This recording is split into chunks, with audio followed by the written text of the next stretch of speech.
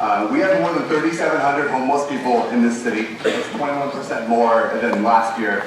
We have nearly 3,000 homeless kids in Seattle Public Schools. Personally, I have parents that have struggled with homelessness for years. And I refuse to sit back and watch the problem grow worse while nearby cities like Portland have half the budget we do and spend nearly $30 million to fix the problem. I'd like to thank Shama for pointing out how ridiculous it is that there is a declared emergency but no funding to back up the rhetoric. Seattle should lead the country in inclusion and equality, and yet there's a long list of other cities across the nation that have shown greater leadership to their queer communities in providing space. Seattle needs concrete solutions to dealing with these hate crimes, not just talk. Today, you will have the opportunity to vote on whether or not to fund the Orchid Cards for every student in Seattle Public Schools who is eligible for free and reduced lunch. A yes vote for student Orchid Cards is a catalyst for incredible positive change in students' lives. This will improve their attendance, their grades, give them access to their community, employment, and reduce the financial burden of families living in poverty. We have over 1,000 signatures on our petition to present to you now. The question is, can we afford to do this 12 weeks paid time off? Well, Estonia gives 2 years off. Do we have 1/8 the economy that Estonia does? 5 months is the average in developed countries. 3 months of paid parental leave, 12 weeks, would be a huge step towards closing the wage gap. This is a race issue. This is a women's issue. This is a class issue and a city issue that must be addressed now. Thank you. I would like to appeal to all of the people in this audience today to hold the City Council and Mayor Murray accountable for responding to the crisis of hate crimes and homelessness suffered by the LGBTQ community in Seattle.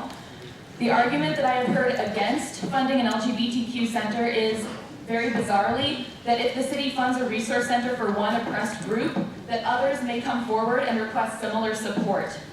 I, for one, hope that this is exactly what happens. Yeah. Workers here need these 12 weeks to be with their infant, for the health of their infant, and the money that would go to them would not just help them get by, it would stop them from having to spend $2,000 a month on infant care, because that's how much it costs. This is a feminist issue, this is a humanist issue, this is a workers' issue. Seattle's a beacon. Let's be a beacon on women's rights. Thanks. We've done the studies, we should do the pilot program and move forward as quickly as possible to unplug Comcast. Please do not forget about children 0 to 5 when we think of the emergency. Please dedicate resources to this emergency. There's a lot of misunderstandings about who homeless individuals are in our community, and we know that over 40% of those children represented in our shelter system in Seattle and King County are children under the age of 5. It's time to stop the suffering and support the most vulnerable people in your city. And you can send that message today by voting yes.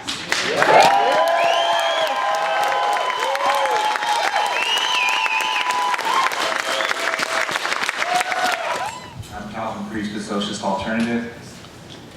You'll be voting today on a proposal for 12 weeks of paid parental leave for city workers. This will cost a mere $1.5 million. The funding for it has already been identified in the excess funds that were found in the last 2 weeks. The amount is trivial. The wealthy take it for granted, and certainly those with salaries like the city council members here take it for granted that they should have 3 months with their children. In fact, more. Working people should also. This is just a start. It should not only be for city workers, but for all workers in Seattle.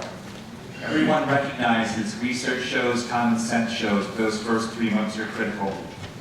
On the campaign trail, this was a very popular idea. Well, here's a chance to show that the hundreds of thousands of dollars that the corporate-funded politicians on this council spent, showing how progressive they were, wasn't just rhetoric. What we expect to hear today is a lot of reasons, made-up reasons, why this particular proposal is not effective, but in fact, what we deserve to hear, what we deserve to see, is support for a basic human right. Hi, my name is Katie Wilson. I'm here with the Transit Riders Union. And I first want to thank many of you who have worked actively with us and with teachers and students at Rainier Beach High School to make sure that money is included in this budget for bus passes for low-income high school and middle school students. And I hope that you'll all support that. Next, I just wanted to echo everything that's been said about the need for vastly increased funding to address the crisis of homelessness. And in particular, I just want to say that the city has taken a great step forward in recognizing and supporting tent encampments as an important immediate survival mechanism. And yet there's not the funding forthcoming to make sure that the new encampments that are starting have the very basics, the ability to have porta potties, the ability to clean up trash, and that's something that I really, really hope that you guys will address. Thank you. Yeah. Good morning, Council. My name is John Grant, private citizen, former council candidate.